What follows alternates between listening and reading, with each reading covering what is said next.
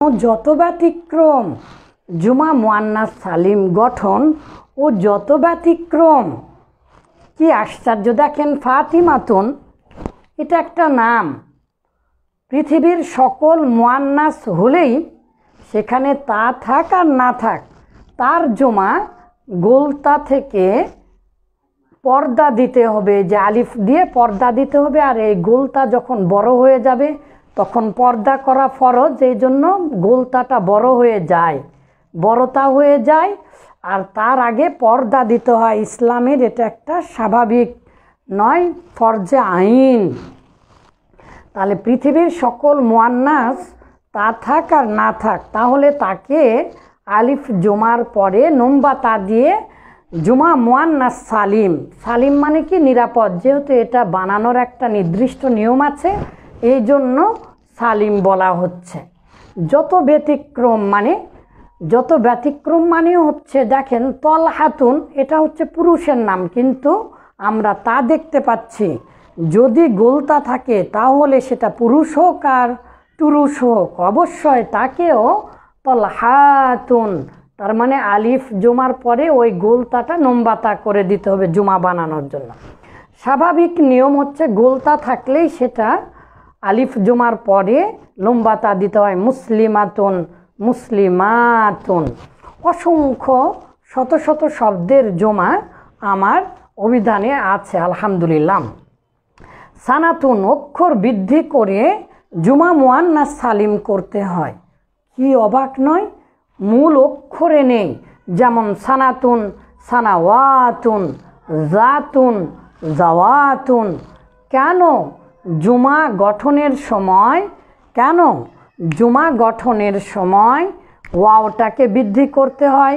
উম্মাহাতুন, কেন হাটা আসলো, কেন ওয়াওটা আসলো? উখতুন, আখওয়াতুন, কেন ওয়াও দিয়ে জুমা গঠন করা হচ্ছে? আমার অভিধানে আছে, আলহামদুলিল্লাহ। বিনতুন, এটা যেহেতু অর্থগত, এটা নম্বা তা থাকার পরেও বানাতুন এর জমা কেন হচ্ছে? কারণ এটা অর্থগত মুয়ান্নাস। উখতুন, বোন। দেখুন, আখওয়াতুন, আলিফ জুমার আগে আবার ওয়াও কেন নিয়ে আসতে হলো? মুজাক্কার লিগয়রি আকিল, শব্দটা মুজাক্কার কিন্তু তার জ্ঞান নেই, তাহলে অবশ্যই তারও জুমা হবে জুমা মুয়ান্নাস সালিম। আসলে সত্য কথা বলতে কি, জুমা মুজাক্কার সালিমের চাইতে শত শত হাজার হাজার বেশি জমা হয় জুমা মুয়ান্নাস সালিমের। ওয়াজিবুন, দেখুন ওয়াজিবাতুন কেন বলছেন আপনি? আপনাকে জানতে হবে। আর এগুলো সহজ নিয়মে অসংখ্য উদাহরণে আলহামদুলিল্লাহ আমি একত্রিত করেছি।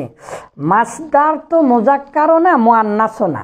মাসদার একবার মুজাক্কার আবার মুয়ান্নাস, কিন্তু মাসদারের জুমা তো কখনোই জুমা মুজাক্কার সালিম করা হয় না। কেন জুমা মুয়ান্নাস সালিম করতে হয়? মাসদারের জুমা সর্বদাই জুমা মুয়ান্নাস সালিম করতে হয়। খিলাফুন, খিলাফাতুন, তামরিনুন, তাফঈলের ওজনের মাসদার। তামরিনাতুন, সকল প্রকার মাসদার, বিশেষ করে সুলাসি মাজিদ ফির মাসদার সবগুলোই, সুলাসি মাজিদ ফির মাসদার সবগুলোই জুমা মুয়ান্নাস সালিম কেন করতে হবে? তাসগীরের জুমা কেন মুয়ান্নাস আনতে হয়? বিস্তারিত এগুলো আমার 3 ভাষার অভিধানের জুমা গঠন পর্বে আলহামদুলিল্লাহ গবেষণার সাথে আরবি ইংলিশের সাথে দেখুন মিলানো হয়েছে। ইজারুন, ইজারাতুন, ইনজারুন, ইফআলুন, তাহলে ইনজারাতুন, খিলাফুন, খিলাফাতুন, নিদাউন, নিদাআতুন, তামরিরুন, তাহবিলুন, তাহবিলাতুন, ইতিকাদুন, সুলাহফাউ, সুলাহফাওয়াতু। কেন সিফাতের জুমা মুয়ান্নাস সালিম করতে হয়?